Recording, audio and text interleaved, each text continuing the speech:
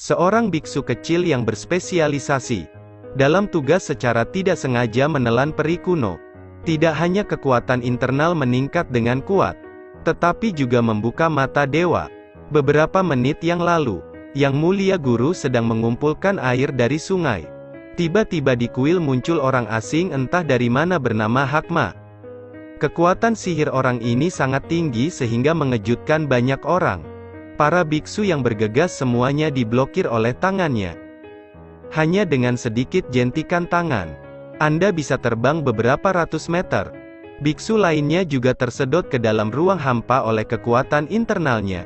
Kepala biara keluar dan memerintahkannya untuk segera berhenti. Blackma segera menunjukkan penghinaan dan melemparkan semua biksu ke atas tebing. Segera gunakan bel untuk menyerang kepala biara. Kepala biara menggunakan satu tangan dan menghadapi bahaya. Dia mengangkat lengan besinya dan menyerang. Kepala biara segera melipat tangannya untuk memadatkan udara menjadi dinding es. Pukulan fajranya memberikan pukulan ke atas yang kuat. Dinding es segera muncul retakan. Tubuh kepala biara juga mulai bergetar. Diiringi dengan teriakan dia dikirim terbang. Angkat tangan Anda dan bersiaplah untuk mengantarnya ke Titan untuk meminta sutra. Saat ini, kepala biara terluka parah dan hanya menatapnya dengan tatapan kosong. Pada saat ini, Yang Mulia biksu kecil kembali setelah mendapatkan air dari luar. Ketika dia melihat penjahat itu, dia melemparkan seember air ke atasnya. Marah dan merokok di mana-mana. Siapa sangka dalam sekejap mata, keduanya hilang. Ternyata Yang Mulia Guru telah membawa tuannya ke ruang rahasia. Pada saat ini, kepala biara menyedot ramuan kuno. Dia menasihati murid-muridnya untuk berlatih keras untuk melenyapkan kejahatan. Setelah mengatakan itu, dia memasukkan ramuan itu ke mulutnya. Setelah pil itu masuk ke tubuh nelayan cilik itu, ia langsung merasakan aura yang kuat di tubuhnya. Raungan terdengar yang mengguncang dunia. Beberapa hari kemudian, 3 orang datang ke kuil ini. Mereka masing-masing adalah Biksu Sadang dan Chu Tie Gioi. Ada juga seorang wanita muda cantik bernama Man Ho Tin. Ketiganya menemukan ikan kecil dalam keadaan koma di ruang rahasia. Selanjutnya, peninggalan Buddha ditemukan di tanah. Sepertinya kepala biara dibakar sampai mati oleh energi yang kuat itu. Adapun iblis hitam, dia berhasil kabur dari sini. Mereka bertiga awalnya diperintahkan oleh Master Tang Bailong untuk datang ke sini untuk membantu kepala biara. Peninggalan yang ditemukan secara tak terduga. Jadi ketiganya memutuskan untuk membawa ikan kecil itu kembali untuk melapor.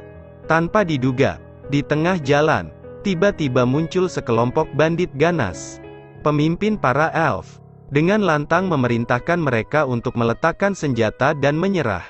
Kalau tidak, darah 3 orang akan digunakan untuk memberi makan kalajengking di gurun ini. Pelayan itu dengan tenang melepas jubahnya. Kemudian, melongo melihat para bandit yang tidak tahu baik atau buruk ini. Tiba-tiba lampu menyala dan tongkat besar muncul. Bandit gunung dipukuli beberapa meter jauhnya. Ketika hakim di samping melihat ini, dia segera memerintahkan bawahannya untuk mengambil pedangnya untuk bertarung. Dan dia bersembunyi di belakang. Tidak berani muncul. Tuong meraung dan memanggil pisau sepanjang 3 meter. Dalam sekejap, itu menakuti para bandit gunung. Satu langkah dan mengalahkan beberapa orang. Pelayan itu memegang pohon itu dan memberi pelajaran kepada para bandit. Burung murai merasa tidak stabil. Jadi dia memutuskan untuk mengambil ikan kecil itu sebagai tameng. Tak disangka, saat nelayan kecil itu membuka matanya, energi yang kuat muncul. Ini menyebabkan Cheng Jiaojing segera pergi. Kemudian beberapa orang membawa Tiengu ke tanah kebahagiaan tertinggi. Tempat ini adalah campuran baik dan buruk. Banyak orang berbakat bersembunyi. Jika Anda tidak hati-hati, kepala Anda akan jatuh dari leher Anda. Bahlong Street telah membuka lemari di tempat yang sangat makmur. Mereka bertiga akan datang ke sini untuk minum ketika mereka bebas. Namun, Duong Bahlong membuka lemari lantai atas hanya untuk menutupinya. Tujuannya adalah untuk mengumpulkan informasi tentang trigram dari trigram Gipsy. Beberapa hari yang lalu, Ketika dia mengetahui bahwa setan hitam akan datang ke kuil untuk merampok ramuan kuno, jadi mengirim 3 murid untuk membantu. Alhasil, terlambat 1 langkah. Sekarang hanya biksu kecil yang telah menelan ramuan itu yang tersisa. Duong Bahlong adalah orang yang berpengetahuan luas. Jadi dia memperkenalkan semua orang pada latar belakang peri kuno. Dikatakan bahwa elf ini adalah jiwa yang terkondensasi ketika Dewa Agung dari jajaran kuno membuka dunia. Minum saja dan Anda akan menjadi abadi dan tak terkalahkan. Hanya yang terpilih yang dapat memanfaatkan kekuatannya. Tetapi biksu itu tidak tertarik dengan ini. Dia hanya ingin mendapatkan uang dari tuannya untuk minum anggur persik. Duong Bahlong juga sangat murah hati dengan murid-muridnya. Dia segera menyuruh wanita cantik di pondok untuk minum alkohol. Tapi gadis bunga cantik ini hanya menyukai cuka. Jadi dia menunjukkan pesonanya di depannya. Setelah biksu itu melihat ini, dia menjadi marah. Dia menggeram dan melangkah ke kerumunan. Sisi pelayan agak kesepian. Dia berendam di kamar mandi dengan wajah cemberut. Saya tidak tahu apakah itu adalah ksatria hebat yang menyakiti hati saya. Pada saat ini, lampu kuning tiba-tiba muncul di dalam ruangan. Ternyata nelayan cilik di kamar sebelah itu tanpa sengaja melepaskan energinya. Pembantu itu baru saja selesai mandi ketika dia secara tidak sengaja menyerap gong puluhan tahun. Karena untuk mencegah aliran energi dalam tubuh diserap oleh orang jahat, pembantu itu buru-buru mengingatkan nelayan itu. Namun tanpa diduga, energi ini dirasakan oleh Black Demon yang jauhnya ratusan mil. Ia segera mengutus seseorang untuk mencari lokasi ikan kecil itu. Saat ini, Duong Bahlong juga sedang mendiskusikan rencana dengan murid-muridnya. Meskipun para elf kuno memiliki kekuatan yang besar, namun saat ini, ikan kecil tersebut masih belum memiliki kemampuan pengendalian. Jika dia ditemukan, dia harus mati. Pada saat itu, seluruh hutan seni bela diri akan meletus dalam pertumpahan darah. Duong Bahlong segera mengeluarkan 30 batang emas untuk diberikan kepada beberapa murid. Untuk memberitahu mereka untuk melindungi nyawa nelayan kecil itu. Pada saat ini, di hutan tidak jauh dari situ, seorang pria dan wanita muncul dengan panik. Sepertinya seseorang mengejar di belakang mereka. Pria itu menyuruh gadis itu mencari tempat untuk bersembunyi.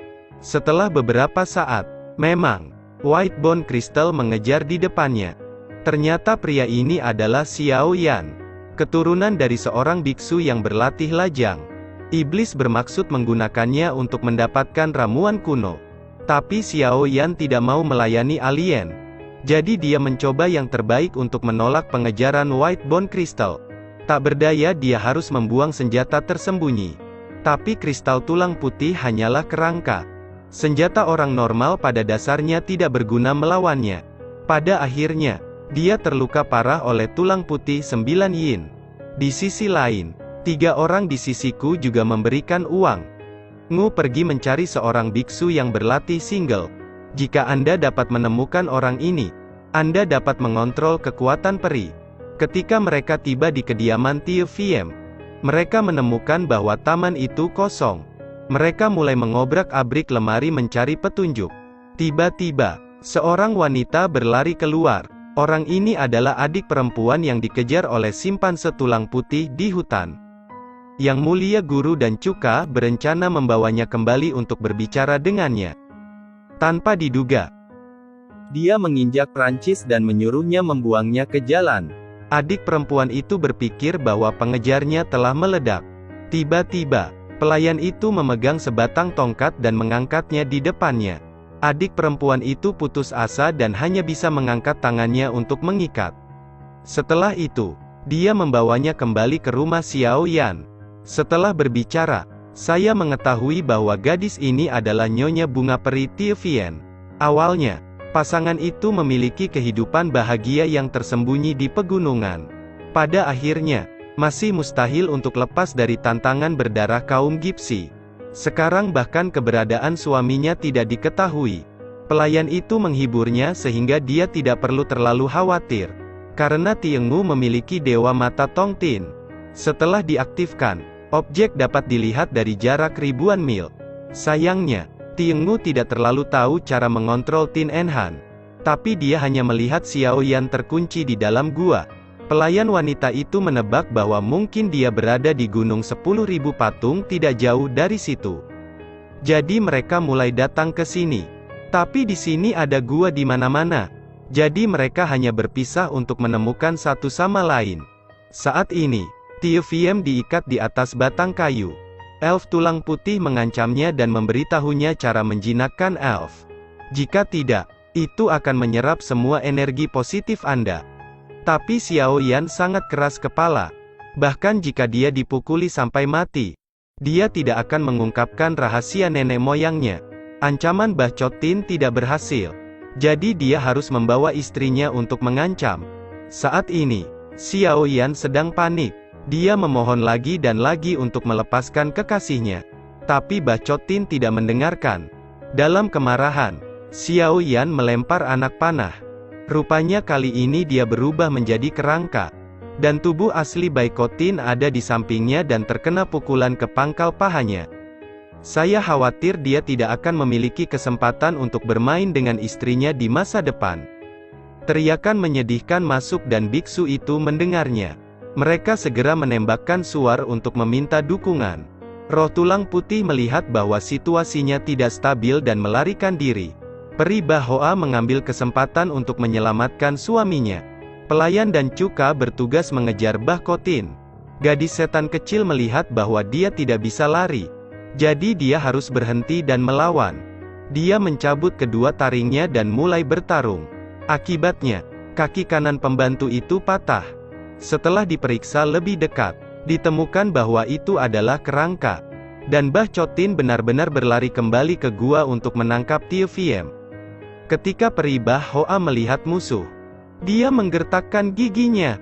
Dia mengarahkan panah otomatis ke kepala musuh dan mulai menembak. Kristal tulang putih juga melemparkan senjatanya ke arahnya. Akibatnya, itu diblokir oleh kekuatan internal ikan kecil itu. Tin menyadari bahwa bocah ini tidak mudah dihadapi. Jadi dia segera melarikan diri dari gua. Namun, saat ini, Xiao Yan dipukuli menjadi orang buangan. Sepertinya dia tidak bisa melewati malam. Begitu dia melihatnya, dia menemukan bahwa ada peri di Tiengu. Hanya saja sekarang dia tidak memiliki kemampuan untuk membantunya menjinakkan para elf. Pelayan itu menghela nafas dan mengirim semua orang keluar dari sini. Hanya Peri Bah Hoa yang tetap sedih melihat kekasihnya. Janji bergigi perak kini telah berubah menjadi perpisahan yang penuh air mata. Keesokan harinya, Peri Bah Hoa bersiap untuk menemukan Bah Chotin untuk balas dendam. Mereka berempat baru saja kembali untuk mencari tuan mereka untuk mematuhi perintah. Akibatnya, di tengah jalan, sungai menghalangi. Pembantu itu tidak ingin tinggal di sini lebih lama lagi. Dia kemudian mengambil tongkat dan menebang pohon. Segera dia membuat rakit. Bersama-sama mereka dengan santai duduk di atasnya dan menikmati pemandangan yang menawan. Tiba-tiba, pelayan itu merasa ada yang tidak beres di depan. Ketika saya melihat lebih dekat, saya menemukan bahwa ada air terjun tidak jauh dari situ. Saat ini, mereka berempat hanya bisa menutup mata dan menunggu kematian. Keesokan paginya ketika pelayan itu bangun, dia mendapati dirinya terbaring di tempat tidur. Di sisi lain, Cuka dikelilingi oleh sekelompok gadis. Ternyata mereka tidak sengaja menginjak jejak putri bangsa. Ratu di sini berumur 180 tahun. Ada banyak pelayan istana muda yang cantik di samping tempat tidur. Terkadang sang ratu menjulurkan cakarnya untuk menghisap yang mereka. Gadis istana segera berubah menjadi mumi tak lama kemudian. Dan ratu berusia 100 tahun itu telah berubah menjadi wanita muda yang cantik. Saat ini, pelayan wanita bersiap untuk membawa cuka dan ikan kecil untuk menemukan biksu itu. Hasilnya kalau pacaran cewek semua. Bahkan Pandai Besi adalah seorang gadis cantik. Langsung pusing. Jika saya tinggal di sini selama beberapa hari lagi, saya khawatir saya akan ditelanjangi. Tak jauh dari sana, seorang biksu tak jauh dari situ telah berubah menjadi mempelai pria. Ratusan gadis cantik berteriak gila-gilaan. Dan pengantin wanita ditandu adalah ratu berusia 100 tahun itu. Ikan kecil itu membuka langit dan merasa ada yang tidak beres. Jadi pelayan menyelinap ke istana di malam hari untuk mendengarkan berita. Melihat sang ratu memamerkan koreografinya. Saya pikir saya mendapat tawaran. Namun dia tidak menyangka bahwa gadis cantik di pelukannya adalah seorang wanita tua.